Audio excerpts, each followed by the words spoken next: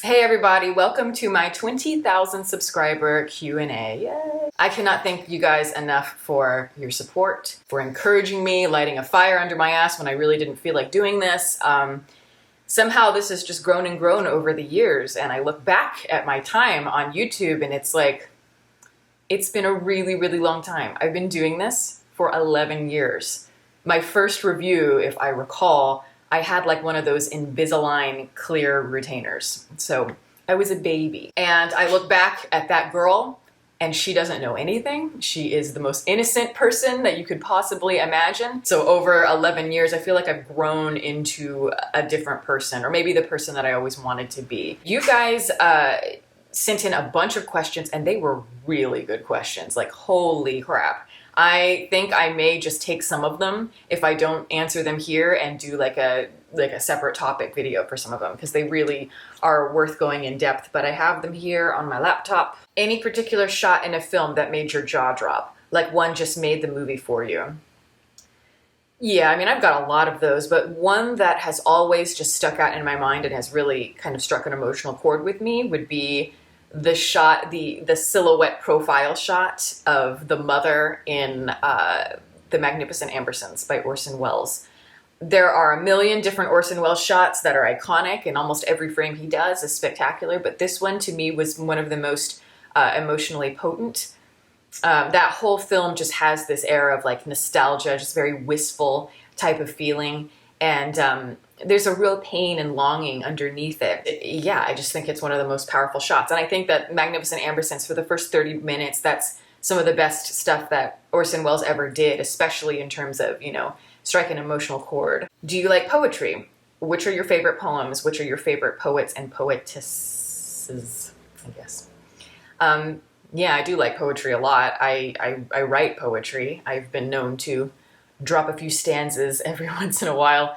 But yeah, when I went to college, I majored in creative writing, and one of my big focuses while I was there was poetry. So, I mean, I'm probably going to sound really cliche when I say this, but Anne Sexton is currently my favorite poet. There's just something about her. I've always felt like I had a weird connection with her. You know, there are certain things that I can't talk to other people about it because they don't share that experience or they don't understand it. Whereas she writes about that kind of stuff. And so I can read it through her, and it's like she can do it better than I could. So she really inspired me. When you're reading it, it's like you have a friend. So that's really cool. And I mean, that's art, right? It makes you feel like a stranger to you is a friend, and that's what's powerful about it. What are your thoughts on movies that are misunderstood by younger audiences, like Scarface, for example? A lot of young blokes and rappers in particular romanticize Tony Montana's life in the film, notwithstanding the ending, and not getting the message of the film. I suppose The Wolf of Wall Street is the modern Scarface in that way. I love this question. I am so glad you said that, because this is something that I have pondered for years and years about films, particularly American films, but you know, we can go for any of them. But when it comes to films, a lot of the time, you know, especially like these bigger films, they want to be about something. They want to have substance. They want to move you. They also want to make a commentary on something, teach you something. And yet, even in the midst of all that, we often forget that filmmaking as an art form is very manipulative. And a lot of times people get more wrapped up in the smoke and mirrors, the bells and whistles, the aesthetic, more than the actual message of it. And at that point, you have to wonder, what should I be taking away from this? What is more important? Is it the aesthetic, or is it the message of it? And in my opinion, that's a huge discrepancy. Even some of the great filmmakers in the world fall into that trap of, you know, maybe the audiences, you know, perceive it in a certain way. They misinterpret it. Perfect example, yes, would be Scarface. It's the idea of them romanticizing this character, notwithstanding the ending. Wolf of Wall Street is another one where it's meant to be a satire and like, you know, like the price of fame and all of that. And yet people tend to not really think about that. They're more focused on the humor and just the excessiveness in terms of the tone. And I think it's very interesting because I feel like when you pay too much attention to aesthetic, that kind of bleeds into your real life. And the romanticism that you have for movies carries over, and that can kind of, you know, tend to, movies in a way can destroy your own happiness in reality. I really, really do feel that, which is why my favorite filmmakers tend to be the ones who are able to make a commentary about something, but also be very self-aware of film as a cinematic language and what it is doing, both to the filmmakers and to the audience. Hence why a movie like Mulholland Drive is one of my favorite movies, because it is a commentary on Hollywood and certain human behaviors, but it's also lifting a curtain and deconstructing the very act of what it means to make a movie and how that affects all of it. So those are the directors that I really love, and I wish that there were more of them. You've been doing this YouTube thing for over 10 years. What, if anything, has surprised you on a long journey? I mean, a lot has surprised me. I've come across all kinds of very interesting characters, as you can imagine. But for me, the thing that really was surprising was at a certain point, it started to get a little overwhelming. And I started to get more and more questions and more people, lashing out at me, angry at me, wanting me to do this or that. And I started to feel like I couldn't please everybody, that I couldn't meet everybody's expectations. And at that point, I just had to make a mature decision, which was to kind of have a barrier between my personal life and my life online, my YouTube persona, just because, and I truly believe this, the people in my life, my real environment, my family and all of that, they come first. They always will come first. They should come first. And then this is a secondary thing. Finding a balance is really important, and I think I've really learned to do that, and I'm proud of it. I've just learned that I don't owe anybody anything. I put out content, and that's great, and you're free to enjoy it, but beyond that, any decision I make is my own. And that may sound harsh to certain people, but I think if any of you are wanting to be YouTubers, or you're getting to a point, say you already have a channel, and you're starting to get to that point where you feel overwhelmed, I can't stress enough how important that is. And they don't teach you that. There is no YouTube school. Did anyone ever, a fan, recognize you on the street? Yes. One time, I was at a bar, the bartender from across the bar yelled, "Hey, deep focus lens," and I was like, moi? He was so enthusiastic. He's like, "Oh, I'm a really big fan of yours. I saw your Donnie Darko review," and then I started watching more, and it was just really weird, and he knew way more about my channel than I did, which was kind of interesting, and my date was just kind of like, so it was very funny, and he was very sweet, very positive. So if you are watching, thank you so much. You made my day that day. Tell us what the tats on your arms mean, or do these questions have to be film related? No, they don't have to be film related. I find it refreshing when they're not film related because I get those all day long. So okay, I will tell you. My tattoos tend to come from very personal experiences, and I'm one of those people that, if something really intense happens in my life and I grow from it, I might document it. Like these are like my journal entries on the body, or they're like cave paintings, except my body is the cave. So yeah, I mean, this one, I actually got both of these the same day because they kind of feed into each other. This is kind of like, it's really cliche, but like this is like the dark past and this is the overcoming of it. This one came from one of the darkest times of my life. And then this one was kind of after I had a little bit of perspective on it. So I had a major psychedelic experience maybe a month or two after all of that, the smoke had cleared, and it was one of the most poignant tripping experiences I've ever had because I went a little overboard, but I learned so much, and it truly was harrowing.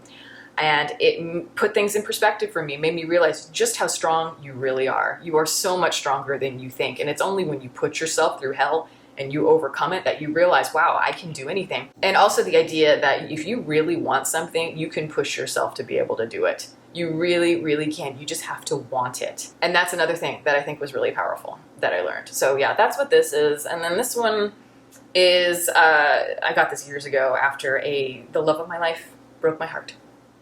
So there's that. Do you feel overwhelmed or pressured to watch a certain quantity of movies? How do you deal with a long watch list? No, I don't at all, actually. And this kind of goes into the question before about how do you, or what I was saying about how I deal with my personal life and then the YouTube life. And how I deal with it is I kind of just do my own thing. I keep an ear open to the YouTube fans because I get requests to review things all day long, day in, day out. It's impossible to keep up with them. So if enough people will talk about one movie in particular, I'm going to notice it and I will very likely review the film. But for the most part, I kind of, I do get very jaded when I do this at times. And for me, one of the things I do to keep myself enthusiastic and passionate, and it shows on here, is to do things that I just really want to review. Whatever I'm feeling, I'm going to review it. And I remember somebody commented on that not too long ago. They said, I like this girl because she reviews whatever the fuck she wants. Thank you for noticing. So yeah, I keep you guys in my peripherals always because I am interested in what you say, but at the same time, I'm going to do what I want because I'm that kind of person. Are you an actual dancer? You live next to these great locations in your Instagram pics. I was a dancer, yeah. I danced for years, and I did mainly modern dance, was in like modern dance companies and whatnot. And then in college, I did a little bit more jazz. So I did kind of a mix of the two. Those were my favorites. But I've dabbled in a lot of different things. I don't do it anymore, but I try to keep it up, mainly because it makes me happy.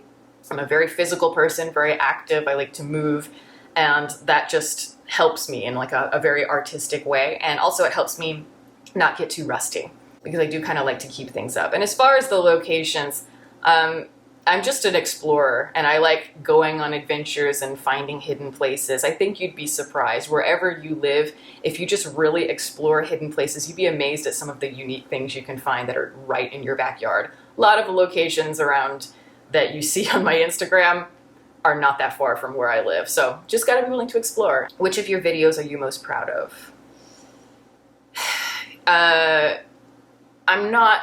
I don't look at a lot of these videos as something I'm proud of just because there's not that much to it. It's really just a camera, and I'm sitting here telling you my opinion, so it doesn't take a lot of craft, or it's not difficult so much. But I would say the movies that I watch that are like really complex, really obscure, experimental, that are really hard to break down and analyze, when I can review that in a cohesive fashion, I get kind of proud of that, because sometimes that's a really tall order. Possession was one that was really tough, and it took me a while to get that one out after I saw it, but I finally did it, and it turned out okay. Three Women was one. That's a film that is one of my favorites, and I was really afraid I wasn't going to do it justice, and I think I did okay there as well.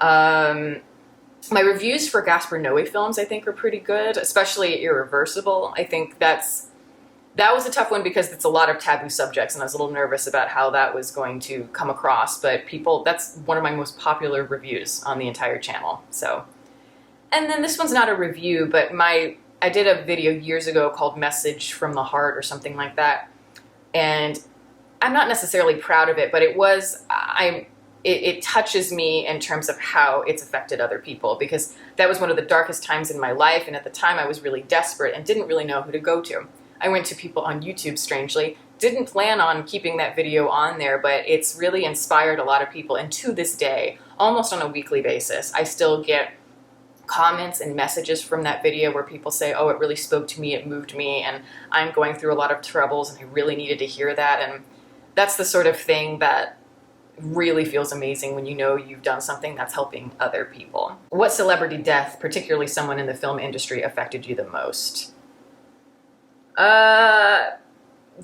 Carrie Fisher was a huge one for me. I just think that she was brilliant. She was such a funny person. I really think that Carrie Fisher was like a once-in-a-generation talent. And then her mother, of course, the great Debbie Reynolds. I was a huge fan of hers. So the fact that those two died like within a day of each other was just, oh, that was too much. Philip Seymour Hoffman as well was a huge one for me because I think he was such a talent, one of the most talented actors I think I've ever seen. Somebody who really took their craft so seriously and was so passionate about it. And with both of these people, it's just so sad because, again, I share that kind of sensitive artist spirit where you tend to fall into destruction, and unfortunately their demons got the better of them. And I know this technically isn't the film industry, though it in a way it kind of is, because he did win the Oscar for that short film, but Kobe Bryant, that was a really tough one for me, and I think it was tough for a lot of people, and it really did kind of set the stage for 2020, didn't it?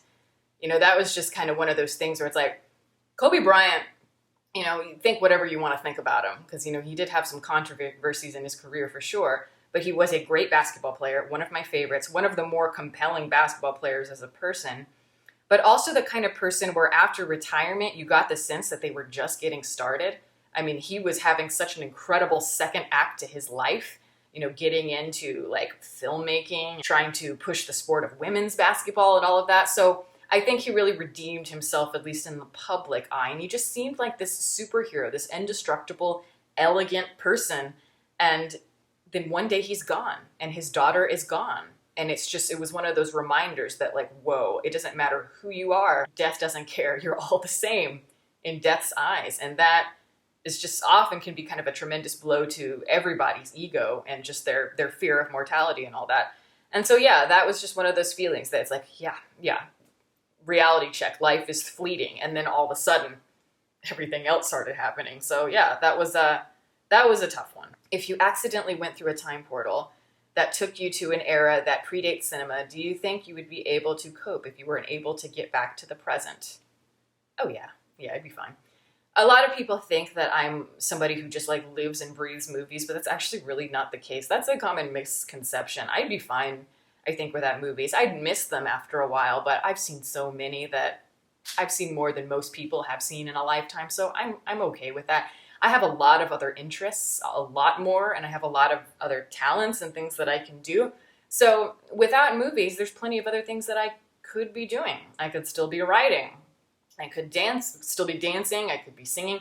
If this is an era that includes cameras, then I could still do photography. I could still do my artwork, like, you know, like my drawings and all that. So yeah, I'd be fine. What is your go-to film when you're having a bad day? That's an easy one. Singing in the Rain. It is just pure radiance, joy, energy, color. It's so sharp. The satire in it is just so witty, and just the humor of it.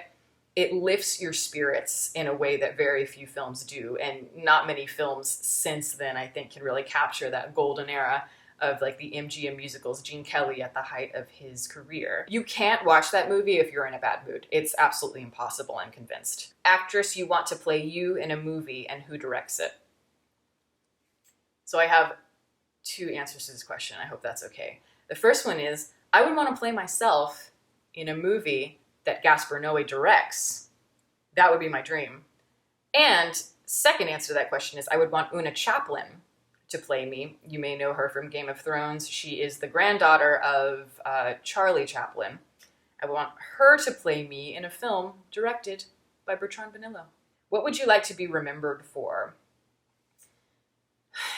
This is going to sound like a really cynical answer, but I really don't mean it to be. I've just kind of accepted. I don't think about things like being remembered. I'm not big on legacies or anything like that. I've always felt that that's humanity's way of not being able to accept mortality and not being able to accept that humanity is just kind of like a speck of dust in a timeline, and it really doesn't matter all that much. And it just feels like kind of a way to cushion your ego. So I think what's most important is what I can do right now. I try to be kind. I try to do things that make people happy and inspire them while I'm here, or make them think, whatever. And that's all I can control. During an interview, the director Alejandro Jodorowsky said, all this Chinese, Japanese, and Tibetan stuff, it's all bollocks. Enlightenment doesn't exist. We are all enlightened. We just don't realize it. The great mystery is to be alive now. Nothing is as important and incredible as being alive. What more do we need to look for? What are your thoughts on what he said? Does it relate at all to the effect of the psychedelic drug experience can have on someone's life? Love your channel, by the way. Thank you. Yeah, I mean, I think this is very complex, what he's saying, and I have a few thoughts on it. And I do agree to an extent. I think that, yes, I mean, this is his philosophy. And if you watch like The Holy Mountain, it's all based on that idea, especially in the conclusion of it, you really see that. But I do absolutely believe that everybody has the capacity and the ability to be enlightened. And often they're looking for external ways of discovering that, but it's all in here. It's all stuff that is within your control. You just have to be able to look inward, face yourself, face an ego death of some sort, and that's the way you become enlightened, how you live. It's a really hard thing to accept, and it's a really hard thing to do. It sounds very simple. The act of it really isn't. Sometimes it takes people a lifetime to figure that out. And most actually don't figure figure that out until it's too late. But yeah, I think he's right in the sense that ultimately what we need to do is just live. Go out into the world and live your life. That's your reality, as he says at the end of the Holy Mountain. Goodbye to the Holy Mountain.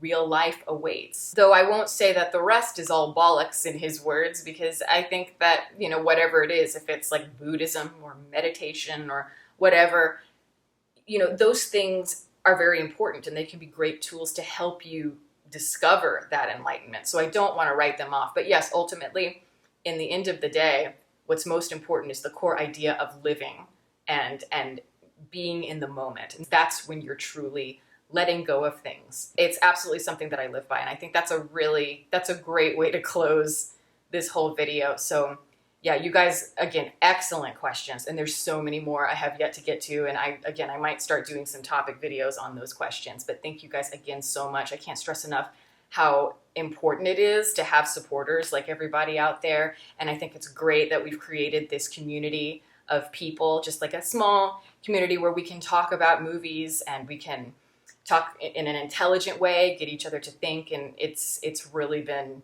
been great. This has always been something that I dreamed of doing since I was a kid, watching Siskel and Ebert. So thank you all so much for watching. All of my social media information is below. You can watch more videos here, and you can subscribe if you want to. Catch you next time.